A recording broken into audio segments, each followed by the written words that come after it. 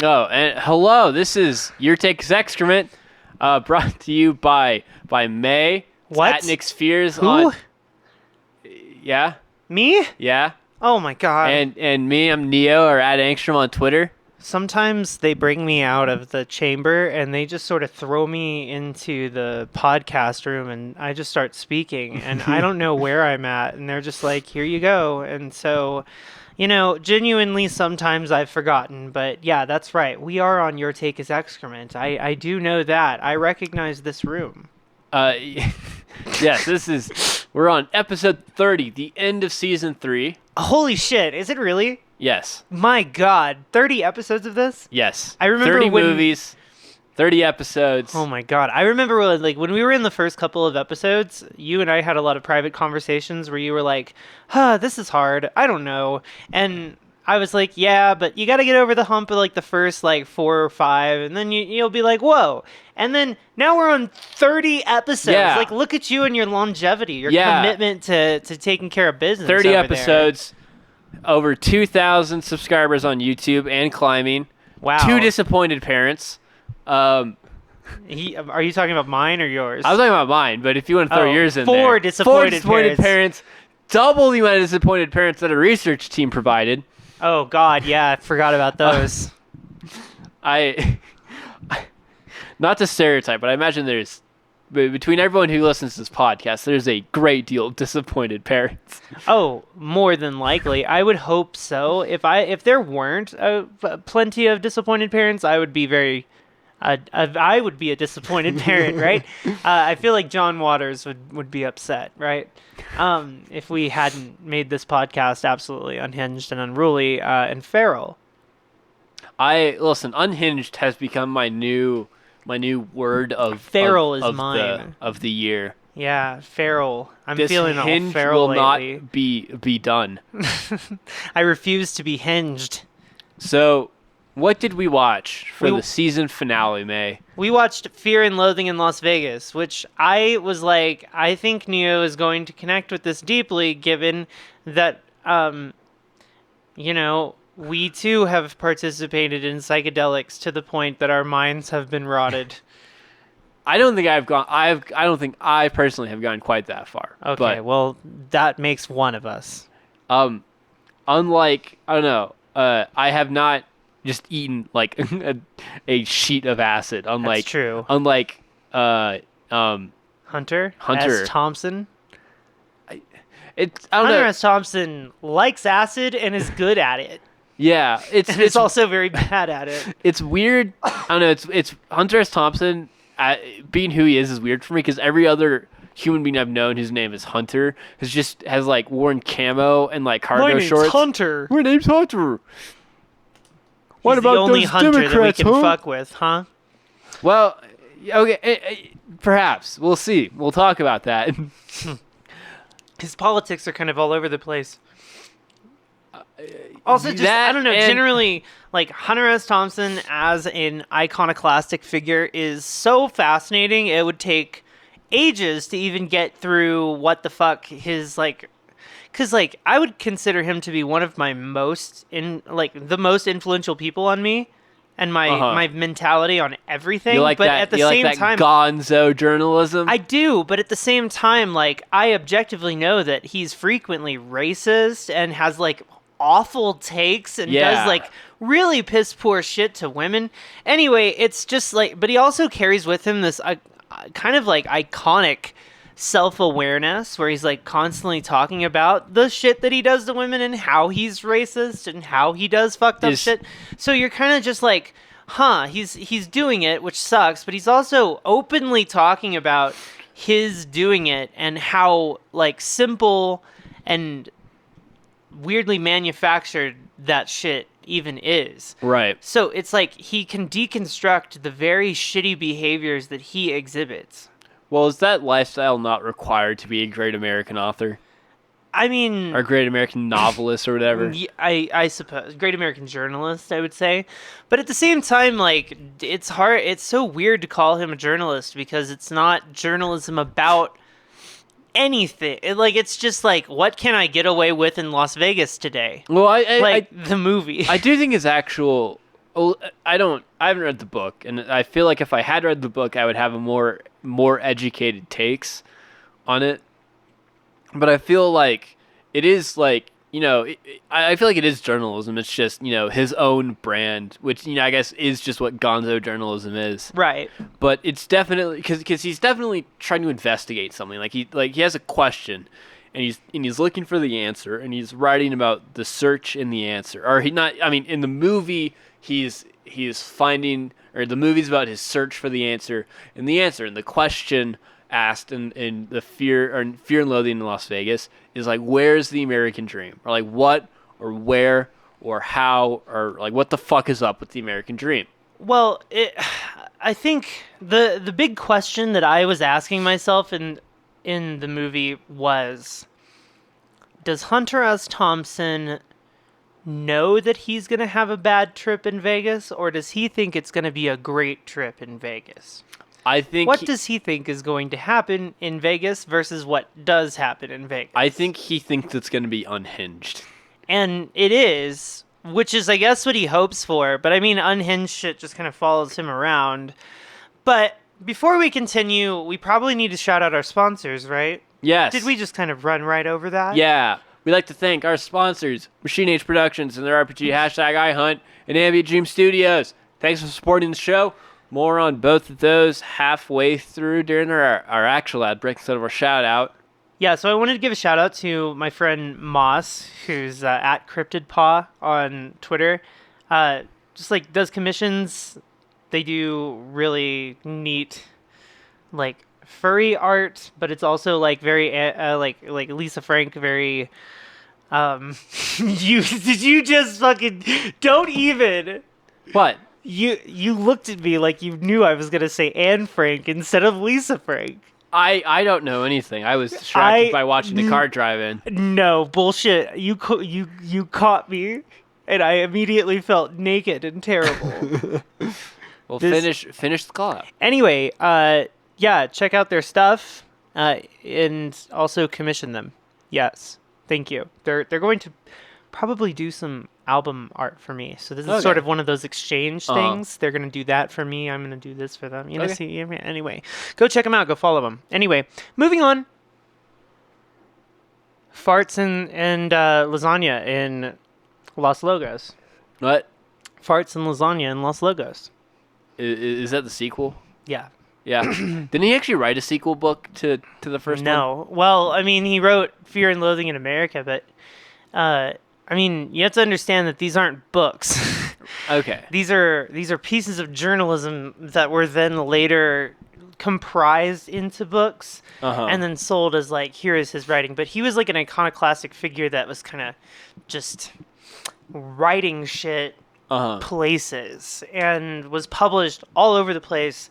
And like, he just kind of gained this prolific, weird vibe where he was just always writing, and his writing vibe and style was like so unhinged that when it came to like him writing about politics, it was like, imagine that. And that's the weird fucked up thing is like, there's a lot of film adaptations about Hunter S. Thompson at this point, but there are none about his work with like fucking following around Nixon, which is the wildest thing. It's so wild. I want a movie about Hunter S. Thompson and Nixon. Oh God, it would be so wild. Like seriously, that shit is great. So I've read a lot of Hunter S. Thompson, which is to say that like I have partaken in many of his wares. And know his like great things and also his faults. So when I was showing this to you, I was kind of like going into it with this awareness that I'd be handing you something complicated to do with drugs instead of something positive to do with drugs. Yeah. Right. Because like we could do like something like Requiem for a Dream, right? Where we're talking about how drugs ruin people's lives and that's like terrible and everybody cry. But, we could do this where it's like, more realistically, drugs can enhance a lot of the things that are already kind of happening inside you and also your opinions on the world. And Right. so it's kind of like a weird Ouroboros. You do the drugs in this way because you can't handle society, but because you can't handle society and you're on drugs, it further makes you feel like you need to use drugs to escape from society, which in turn just makes you trip worse. It just like continues like this. Right. Well, so to summarize the movie, Hunter S. Thompson and his lawyer, Hunter S. Thompson, who's played by Johnny Depp, and his lawyer, who's played by Benicio del Toro, go on a drug-fueled bender in Las Vegas, and they're supposed to be actually like doing like journalistic Yeah, they're work. supposed to be like covering a race. Well, it's like a race, and then it's like a DA, or it's like public prosecutor or district attorney, whatever convention, and they keep on like just like showing up, just absolutely fucked out of their minds, not doing any of the work they're supposed to be doing. Instead, just like fuck it, let's go back to the casino and like fuck shit up. Well, and they have this weird inability in the story to be honest about what they're doing. Yeah. Which is great for me because that means that I get to be honest about what they're doing. Right. So, the reality of it is they got probably a minor gig covering a race in the middle of the desert. So they were just sort of like, well, and it was probably just Hunter was like, damn, that sounds like some bullshit. I don't know if I really want to do that. I should just blow that off. But they offered me a hotel room. Ooh woo. In Las Vegas. Maybe, yeah, in Las Vegas in 1971 at the downfall of like the hippie movement and like Vietnam kind of crashing, drugs kind of being increasingly sectioned and difficult. And so Hunter S. Thompson had money and access. So he was just kind of like, what if I try to push things as far as they can go to see if you got the American dream, right? If you got it, what would it look like? Right. Genuinely, what would it look like? Yeah. Is it having all the money and all the drugs and, like being able to mistreat women all you want and get away with it completely scot-free? Like, what is it? Right. Adrenochrome at a point. There's so many variables there where it's just like living the American dream is actually a fucking nightmare. Mm-hmm. It's just a fucking nightmare. Mm-hmm. Like doing the Vegas thing. Right. And everybody always talks about how it's like, well, like The Hangover, right? I was thinking about that, where it's so playfully like, oh gosh, crazy things happen in Vegas. Right. But the reality is like people go to Vegas to like fuck their life up forever. Yeah. Like that is where people go to do that. Like, yeah, I don't know. It's I think everything positive. I've never been to Vegas, but I do believe what I'm saying is that I think that everything positive about Vegas is something pushed by like media and culture. And I think that like they just conveniently leave out the like old people who sit in like slot machines till they piss themselves. Right. And burn every last dime they had. And it's like I don't know, and that's like that I don't know, that's what Vegas is to me. Like that's whenever I think of Vegas, that's just like what comes to mind. Mm-hmm. Well, there's like one Cracked article about a guy who like worked at a casino, and he like really eloquently explained why casinos are like the worst places on earth. Yeah. And that article has like just like sunken into my core, and so it's like it's just someone who's like worked there, just detailing every single scummy thing they do to like try to like squeeze every last penny out of people who probably can't afford to be gambling anyway. Yeah. I don't know. It's just like made me bitter against just the general concept of casinos. Well, I mean, the general concept is okay. Here's the thing.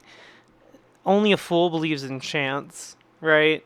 Luck isn't really. I mean, cause and effect. Even in the most microcosm, there is always cause and effect, right? So, like, if you want to make money, and you want to spend a little bit of money to make money, might I recommend doing something else? Right. Because the cause and effect of it is you're going to continue to put money into the machine that is rigged to to take it from you. And you could occasionally win something big, but eventually, in the long run, is going to end up back at the casino anyway. Right. Or you could probably do something more productive with that money. So the thing is, going to gamble for gambling's sake is kind of dumbassed. It's a lot better, in my opinion, to go gambling because you think lights are pretty and you have $20 in your wallet and you really want to lose it. Well, yeah. But that never really happens for me. Like, there really aren't casinos in our area. But, like, that is the only situation in which gambling is okay with me. If it's an adult arcade for you, that's cool. But, like, the general vibe is... what if I ruin my life on the concept of luck, which is not even a fucking variable? And it's not like, and I don't know, I wouldn't be so frustrated if the marketing was honest, or if if the narrative was more like honest. But it seems like it's like, the people who are going aren't people who are thinking about the long-term ramifications of gambling. They're thinking about the one time their buddy said he won $1,000 at the poker table or whatever, And so it's like, and then they go, and then the reptile hindbrain gets activated by flashing lights and cool sounds, and then they're broke, Right, exactly. And so I don't know, and so it's like, I think there's two ways like Vegas is portrayed. There's the glamorized, like Ocean's 11 version of Vegas, right? And then there's the version of Vegas I have in my mind, where it's like, it is a trap for the destitute, right? And the truth is, it's somewhere in the middle, right? Well, the truth is that it is capitalism at its most honest. Yeah. It is a place you go to see businesses literally try to trick you out of money to get nothing, and then they glamorize that with like a lot of really fucked up like backdoor behavior ability things. Right. And so there's like this enhancement thing, but only if you're wealthy, but also like if you're wealthy, you get everything for fucking free anyway. Yeah.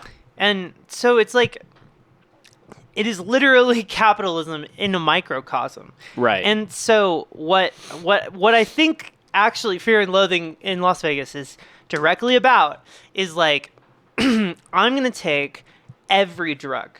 Not one drug. I'm going to take every drug, and I'm going to go to Las Vegas. And I'm going to do every single drug in Las Vegas, and I'm going to really, really think about capitalism. Right. And I'm going to really think about politics. I'm going to really think about the future. And upon even introducing the idea, because there's so much direct trauma inside every person in that era, immediately everything goes to shit. And Right. just like everything gets as bad as possible because it's so impossible to even handle how fucked up it is. Right. And so like his response in his insanity is like to embrace it and then push it to its limits. Uh-huh.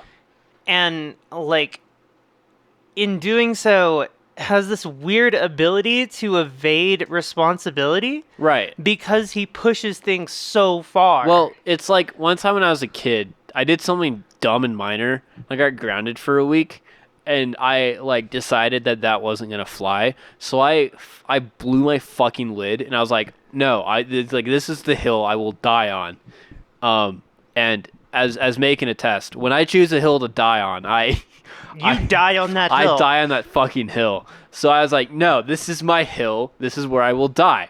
And I just lost my fucking shit, and I just started screaming at my dad, and my dad started getting aggravated at me because I'm like, he's like, you did something dumb. Here's a minor consequence. Like, why are you flipping the fuck out? And right. He didn't say that because my dad like doesn't, right, of course, generally like curse at kids. My dad loves me. So anyway, so then we get in this like fight, and then I ended up not getting grounded because I pushed the envelope so far that like, the original issue was forgotten, and then the fight was resolved, and I got away without being grounded. So like it's the entire movie is that, but on like with the but taken to the nth degree, and add like you add like cocaine, mescaline, acid, and ether, and then like apply that general concept, and that's just the movie. Well, it's a variety of different kinds of drugs that do different things. So, like, primarily they're like, okay, cocaine. Well, cocaine is like a glamorize your existence and go do shit drug. Yeah, it's the fuel. So, yeah, it's the fuel, right? So, like, it is the fuel of that city, right? It is how things kind of operate in that city. That's why things constantly are moving. Like, it is the lubricant that makes things go. And I know this because I've known a lot of people who have worked in Vegas, and they have told me billions of times that it's like, oh yeah, cocaine is kind of like weed. Right. It's sort of just fucking everywhere, and anyone can get it, and anyone has it, everyone has it, and everyone needs it.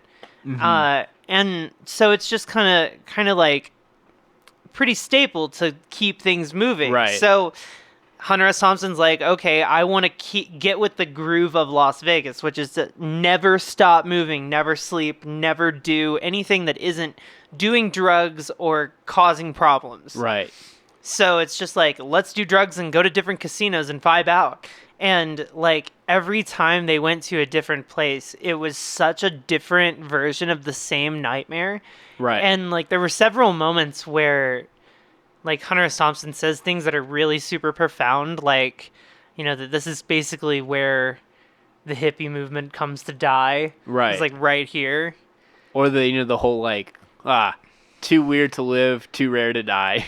Yeah, there's like weird profundities just like throughout it, and it's mostly in its contextual awareness, but also we've talked about this a lot, but there's this bit where it's like 1970, there was the big concert at Altamont Stadium where someone was killed, a black man was killed.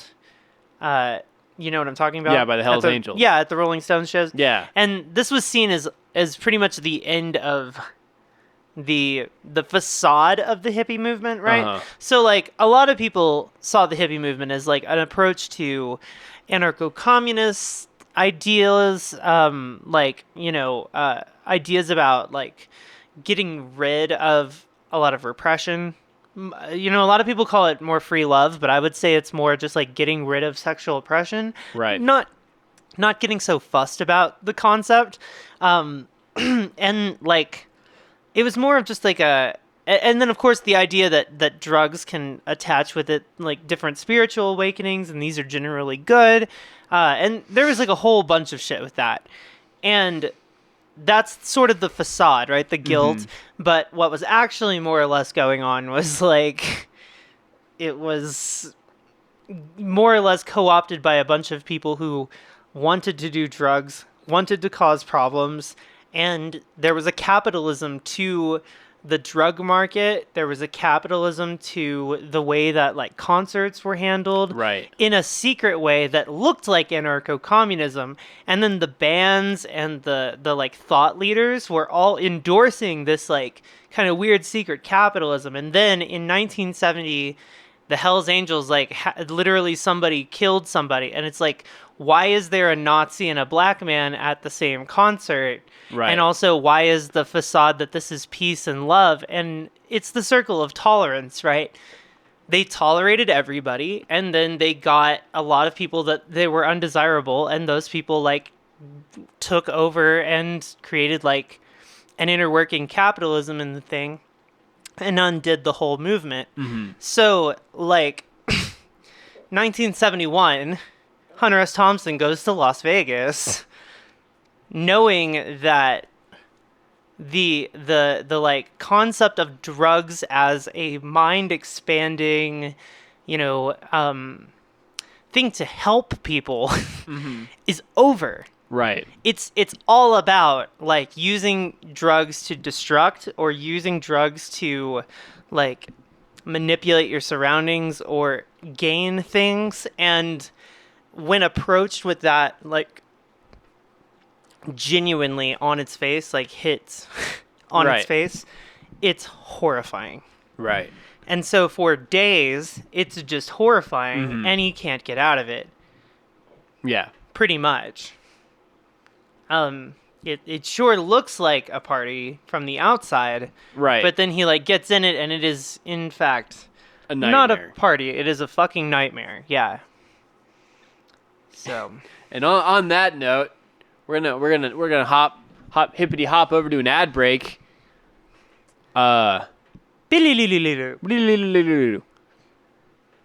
Hey man, you want to buy some drugs?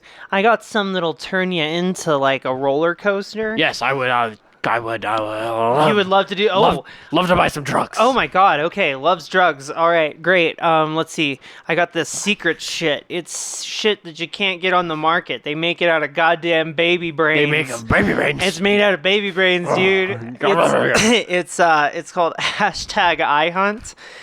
You play it with your friends, and basically you fight monsters in the gig economy. What's wrong? Why are you looking down and put your head in your hand?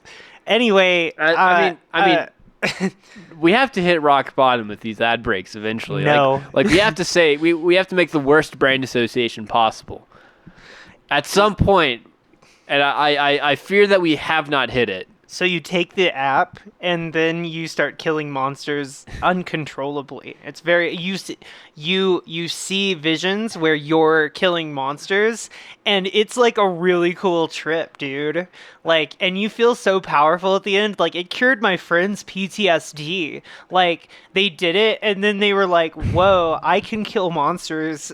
I guess I shouldn't be so afraid anymore, man." All right, what's the other horrible brand association? Oh, this shit, right? Oh, you don't need this shit. Well, all right. Just because you're my friend, because we're close, because we got a relationship, because we go back a while, I'll tell you, this is some ambient dream studio, okay? This is not on the street yet. This is like some low key, really tough, cool shit, okay? You do a little bit of this, and then you're gonna be seeing fucking islands and clouds and shit. You're gonna be fucking seeing boats and all kinds of like boats. Yeah, all kinds of weird boats. shit. Yeah, boats. No, it's real cool. It's a vibe drug. It chills you right the fuck out. And links to both are in the description of the video. Thus concludes my Hunter S. Thompson impression.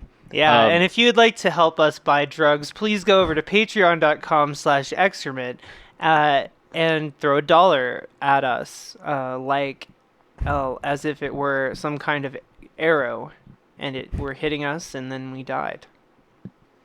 Huh. I know.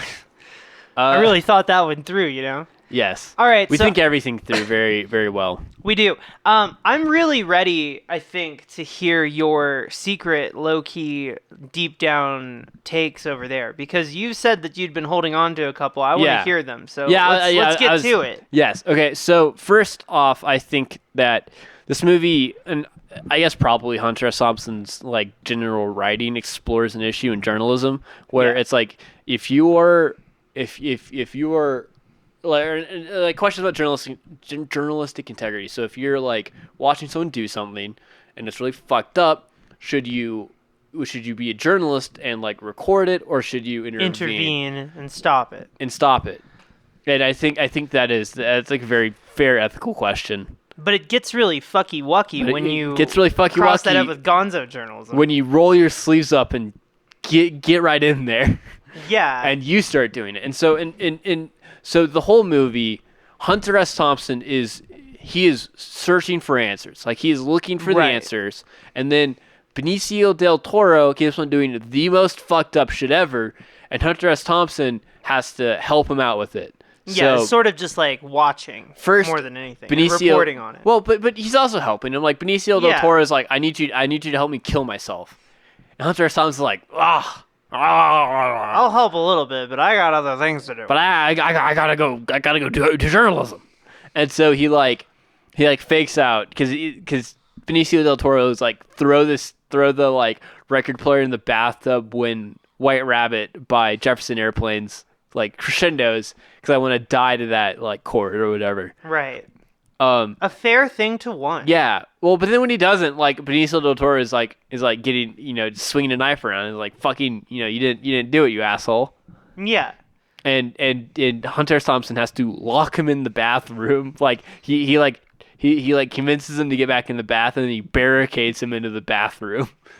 So sometimes you can turn your back on a man, but you can never turn your back on a drug. Yeah.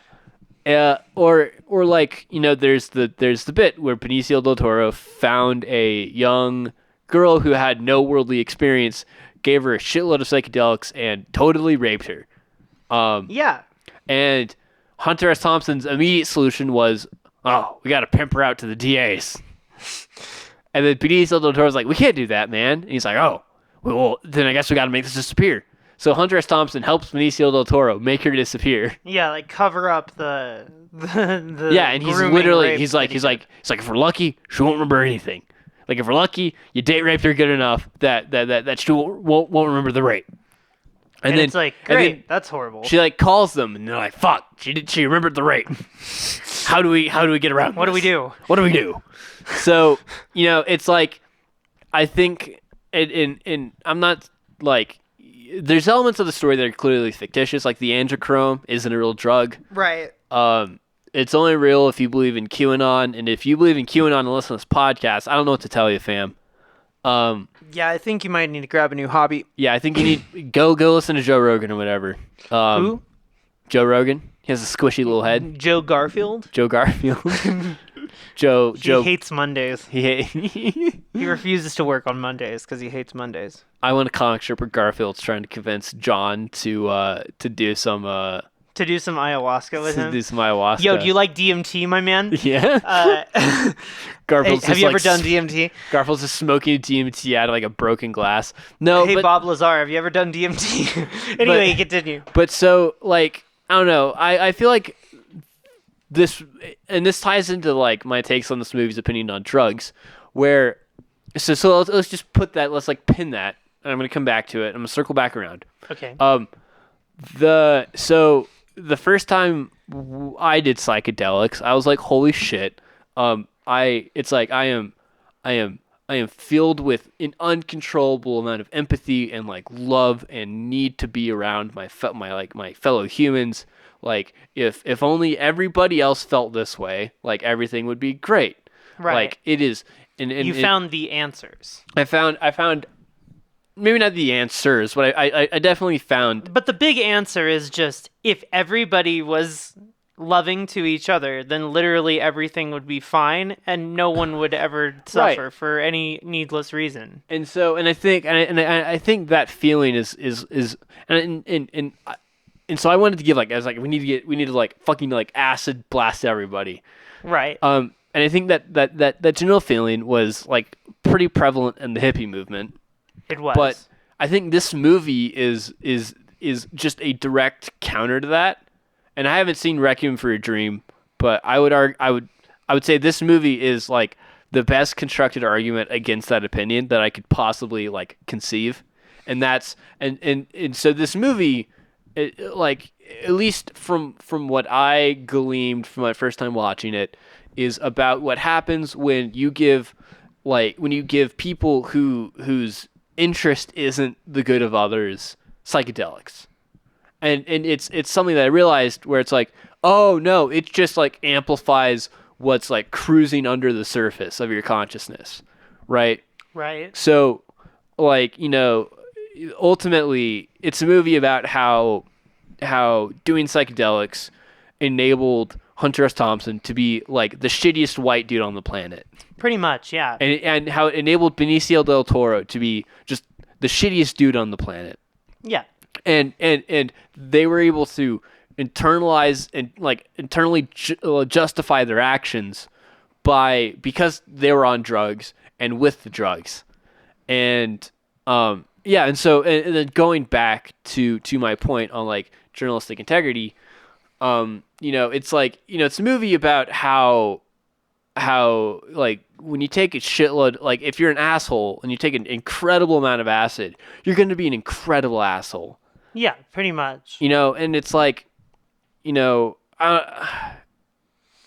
it's there. Well, the thing is, when you do acid for the first time, it's very eye-opening, very different, but then like the more you do it, it's kind of like anything else. It's like you do anything for enough, a long enough period of time, and it starts to kind of cook this vibe that's like, man,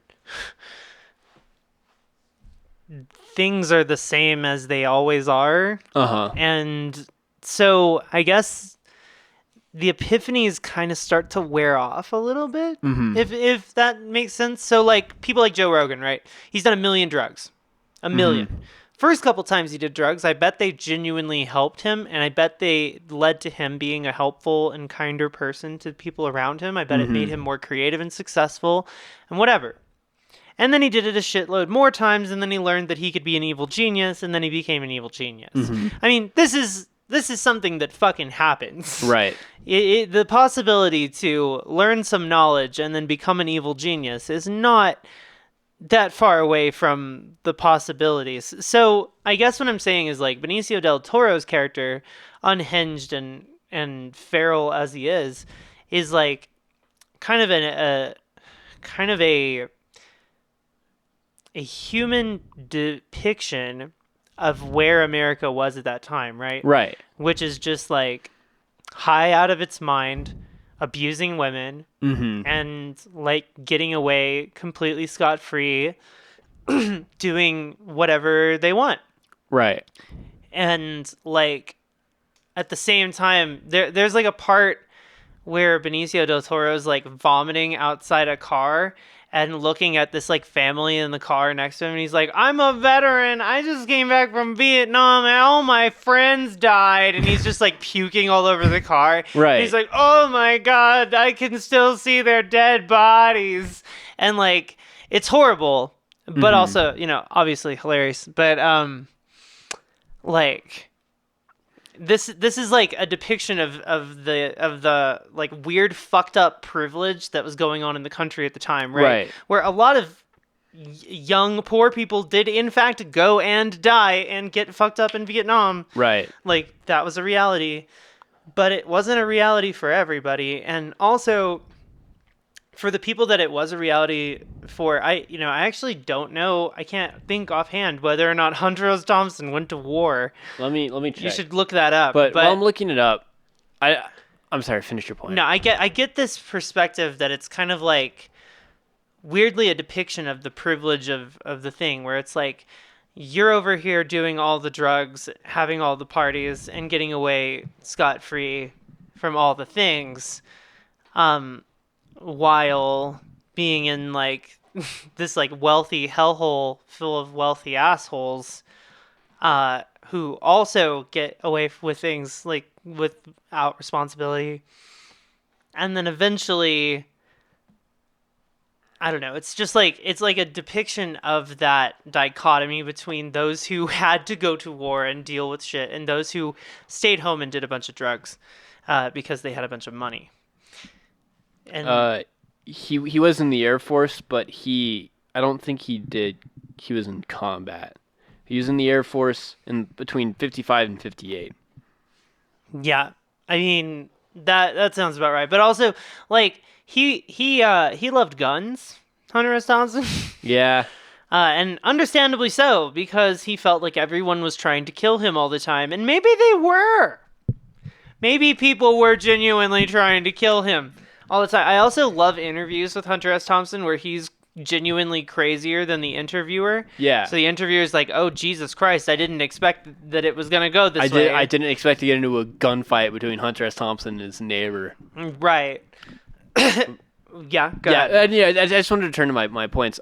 With like journalistic integrity, I think that this movie is a demonstration of like someone way crossing that line, and there not even being a question of like the morality or the journalistic ethics Right. of like the narrative.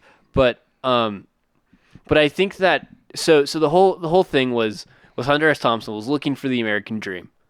So he's at Vegas, and where it's supposed to be abundant, and he can't find it. Like, he's looking at all these people. Like, specifically, there's a scene where he's at a clown casino. He's looking at all these clowns, and he's like, I can't see the American dream here. Right. But I'm gonna hold that it's because it's him. He can't see it because he isn't looking inward. Right.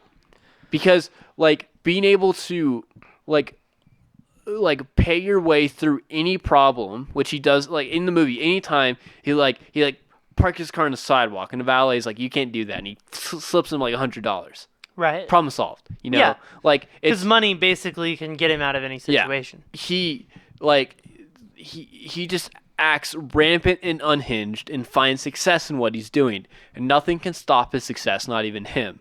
Right. And so I think the thing with the movie is, like, he found it, or he could find it if he only looked at himself and Benicio del Toro, but he's just not being introspective enough to find it, which is weird because his whole bit is how introspective he is. Right. So, well, he's introspective in specific directions, but not other specific directions. He doesn't understand the concept of other people even existing beyond himself. Right. He sees other people almost entirely as objects, which is... So, there's this Andy Warhol book that he wrote a long time ago that was basically like, the way he views people is like, he's Andy, so he's person A, and everyone else he talks to is just person B.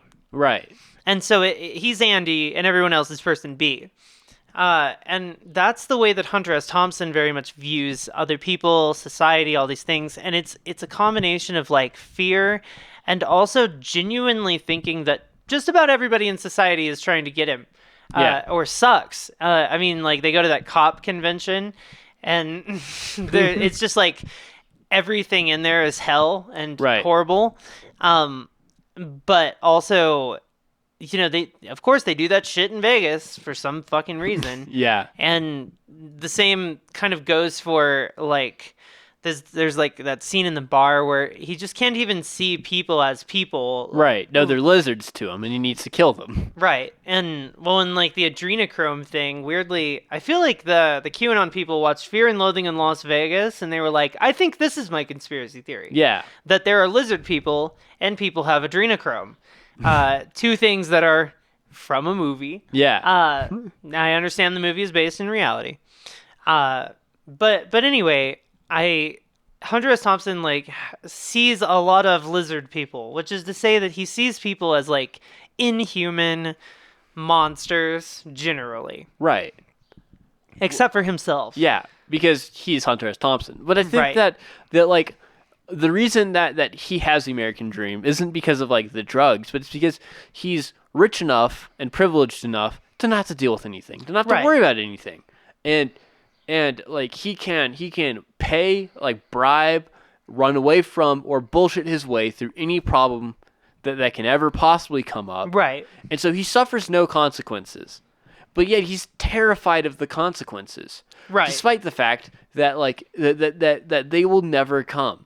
Yeah. So, I don't know, I just part of the movie kind of frustrated, like that aspect of the movie frustrated me. That there's no real, like, denouement. It's like there's no real punchline. Right. Well, like, kind of being able to see to like be like, this is, I don't know, and I don't know if this is the movie's, like, take or the book's take, because you've read the book. So in the book, is it like is there the same fixation with the American dream? Oh yeah. And it's all about that. And is it apparent in the book that he is living the American dream? Well, is that kind of what the book's about? He talks about how basically the American dream is a nightmare inherently. Right. Because, like, so I guess, like, he's acknowledged that he's in the American dream and it sucks and he wants out. Yeah. And that's why he does. He's trying to escape it. Right. And escape the responsibility of it, you know? Because, like, But also, I don't think the thing he doesn't realize, I think, is that his ability to just escape that situation is almost entirely based on the privilege of also being able to enter that situation, right? Yeah. So just because he's like, a hippie that has a bunch of drugs and a bunch of money, doesn't necessarily mean he isn't like, some kind of rich asshole going to Vegas, doing a bunch of drugs, causing a bunch of problems, leaving a bunch of hurt people in his wake, Right. and then like getting the fuck out of there and never facing consequences and being celebrated for it. But also, I think the thing about it is like, a lot of people in society do shit like this, but they don't talk about it. Right. It is the American possibility. Mm-hmm. And it's kind of like the thing of the Epstein Island thing, right? Where Yeah. it's like, you can go there, you can do this, that is possible. That is the American dream for these motherfuckers. Right. And so, like, no one has ever gone and done that and written about themselves doing it and being like, yep, this is something I can do. Yeah. So this is like kind of a permissive story where it's just like, how much can I get away with in this country without facing criminal prosecution? Turns out a lot if you're white. Yeah. And rich.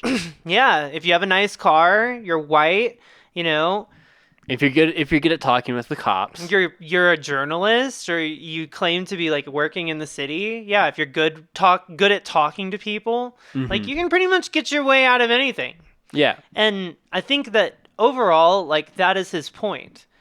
It's a self-effacing point where he's like, it's awful that in the United States, this is like what it has become, this Right. like absolute depravity. But also, like, I am a representative of that depravity. Right. So, like, I am the only person who can translate that depravity to a normal person and be like, this is the American possibility. Right. Yeah. I don't know. Well, so I feel and this question will be answered later, but I've been on the fence and I've been swinging like back and forth between whether I like this movie and whether I don't. Sure. But just because it like I don't know, I don't like the narrative of two dudes go and just are the worst people ever and then go home. Like, well, it's really frustrating. And I feel you. And I get that the point of the movie is talking about how the privileged people in society can just do that. Right. It's a representation of that thing, but also it sucks that it's that thing. Yeah. Well, and also, so have you seen any Terry Gilliam No. other than... Stop doing that. No, I won't. I'll make so much background noise. You're going to have to people edit will so much quake. of this podcast. Anyway, okay. I will edit none of it. Jesus. Terry Gilliam. You haven't seen Brazil. I want to watch Brazil. You haven't seen... God, you haven't seen any Terry Gilliam. Yeah, so Fear and Loathing in Las Vegas is directed by Terry Gilliam. And he's like one of the Monty Python people. Did you know that? I did not know. I knew that, but I didn't connect it. He's vastly transphobic now, which is awesome. That's not He's ideal. super turfy, yeah. And he also thinks that women need to shut the fuck up and get out of the way. He's got a lot of great, terrible opinions. But anyway, Terry Gilliam, he also failed to make Don Quixote like a million times. I told you about that at one point. But yeah, no. Terry Gilliam is an interesting filmmaker. I don't know how to feel about him generally because he's a lot of people I know's favorite filmmaker, like 100%, without a doubt. Like, people will be like, oh no, Terry Gilliam, 100%, stan everything he's done, he's great. And I've always been 50-50 on him. Like, I'll see one of his movies and be like, that was not for me at all. And then I'll watch another one and I'll be like, that was pretty good. Question mark? Like, Brazil, pretty good. Like, it's abstract, bizarre. I get the point. I think it's fairly good, but also, like, yeah, I don't know. It's a tonal thing for me, right? It's tonally 50-50 for me. I feel the same is true for, like, Baron Munchausen and, like, all the other stuff. So I don't know. I'm like always 50-50 on Terry. Yeah. Not really sure where I'm at with him. So I guess in my opinion, Fear and Loathing in Las Vegas is a fairly middling movie in that it was polarizing. It's fairly middling reaction. But there's undeniably a lot of things in the movie that I think are representative of things that no other film has ever attempted, even close. Yeah. But at the same time, it has to just be about fucking scumbags in a non-fictional way. Right. Like, in a very, they had to actually literally do this shit for this to have manifested as true to them. Right. Well, and so I guess the reason that I don't like the narrative and the thing I don't like about the movie is that it is like, I don't like the justification of well, I have to write about this. Like the working man, the working person needs to know about how the rich execute the American dream. But I hate that to do that, Hunter S. Thompson chose to hurt so many people and enable people who hurt so many people. I agree completely with you, but that's at the same time, like, that's Gonzo journalism, baby. I know, but you gotta do the thing to, like, when he was with the Hells Angels, he, like, was with the Hells Angels for years, and he became their friends, and they were Nazis. Like, yeah. But he had to do that to get that close to them where he felt like he could do that. You can't walk into people like that and start throwing hands on like political shit. Right. It's the same with shit like this, where it's like, if you're gonna do it, you have to do it like 100%. He went all the way with it. Right. Well, however, like, I feel here, if I'm gonna criticize the movie for anything, I will criticize that I think Terry Gilliam took a lot of his ideas and made them so unbelievably, unrealistically fantastical that at some point they detached themselves from reality completely and become a parody of Hunter S. Thompson and his ideas. Right. Insofar as I feel like I begin to struggle. I prefer Hunter S. Thompson as he writes. I don't think Johnny Depp is a good Hunter S. Thompson, in my opinion. I think he's too much of a comical clown version. Right. Where he's just like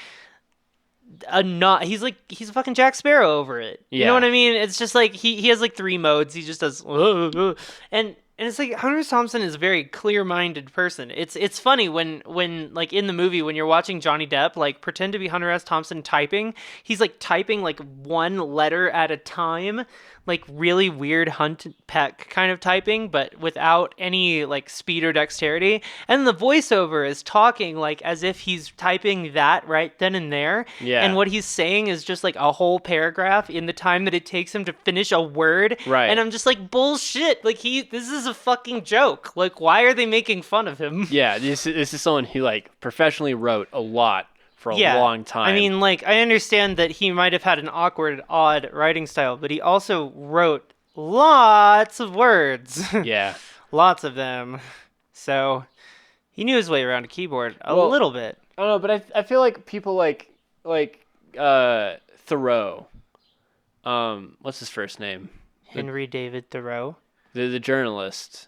Louis Thoreau? Louis Thoreau, yeah. I feel like Louis Thoreau like still manages to get these narratives and to like tell truth about people who are really hard to get truth out of without like doing the Gonzo, like, I'm going to like do what they do to get the truth. Yeah. Well, so like, I guess I just prefer I prefer his method of like infiltrating these like notoriously hard to reach, hard to film, unhinged people. Yeah. In a different context, like showing them for who they are. It's more Right. It's more documentary, journalistic.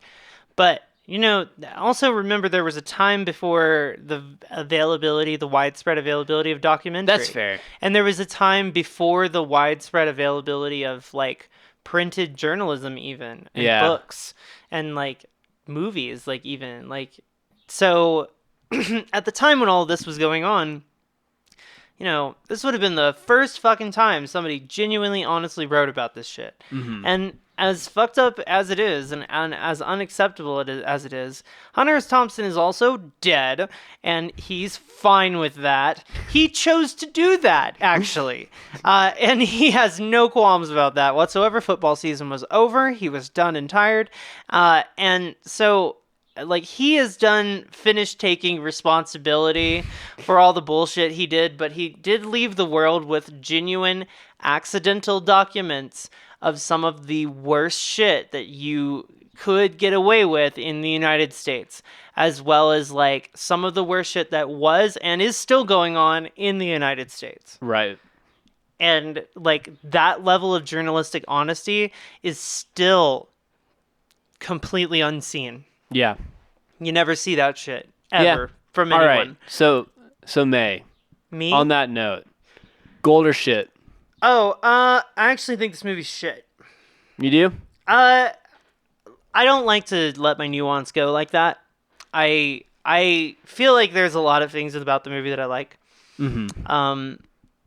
But I think it was upon reading Hunter S. Thompson's stuff, because, like, understand, I watched this movie throughout high school. It was one of the movies that got me interested in what drugs were and how that worked and what the deal was with all that. Like, so I can't imagine watching that movie and then wanting to do that. I did. It was crazy. I was weird. But, like, it just made sense to me. I don't know. But, no, like, I watched the shit out of this movie a lot when I was growing up.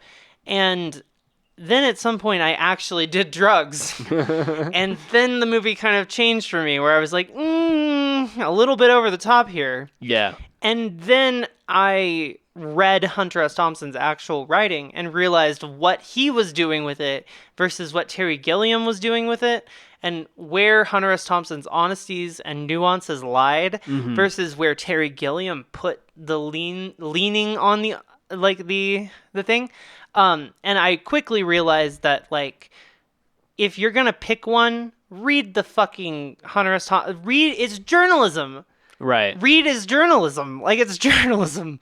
Like, it's so bizarre for there to be a fictional narrative film, like, almost satirizing, I feel like, a journalist. Right. And I understand that, like, so I feel like showing you this was me trying to show you something complicated. You know how I am. So I don't like this movie very much.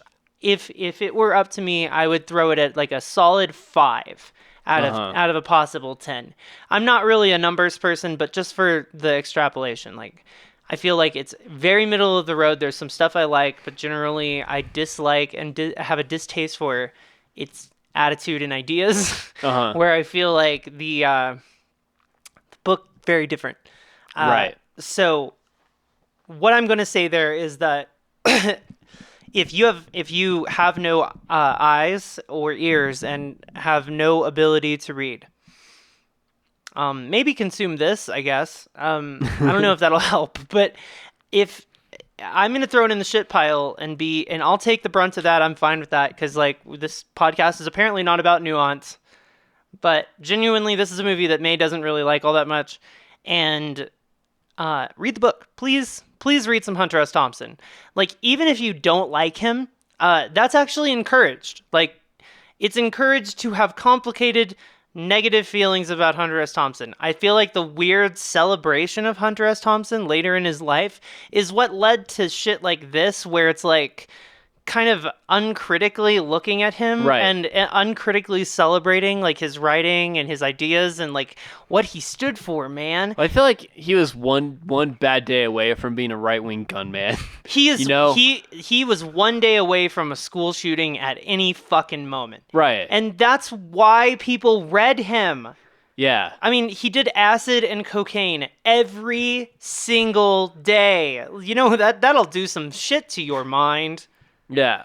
It'll do some shit to your mind. Well, I don't think you should take the brunt of putting this movie in the shit pile, because I'm also going to put it in the shit pile. Wow. We got a fucking unanimous. We didn't like Fear and Loathing in Las Vegas. Yeah.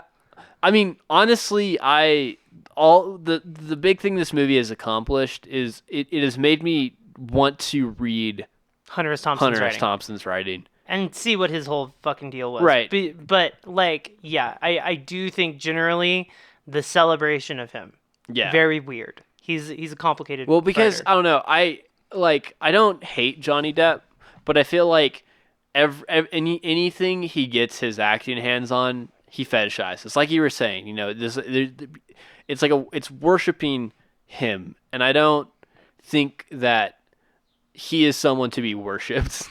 Like, I don't think that you should worship human beings in general, but if you're gonna have to pick one, why Hunter S. Thompson? Yeah, well, and I don't know. It's just literary figure lives for a long time, kind of has like controversial views, like countercultural views for a really long time, and is generally viewed as like a saintly countercultural figure. Mm-hmm. And because of that, like a lot of people were not really looking into his work the way maybe he even wanted to. And I'm not necessarily saying that contributed to his suicide, but I do think that in the near the end of his life, the way that people were celebrating him and surrounding him was not the way he wanted. Right. Like, it was not his ideal thing. He was a guy who liked to run and gun, very literally, with guns and acid. Well, and be crazy. And like, he was bored.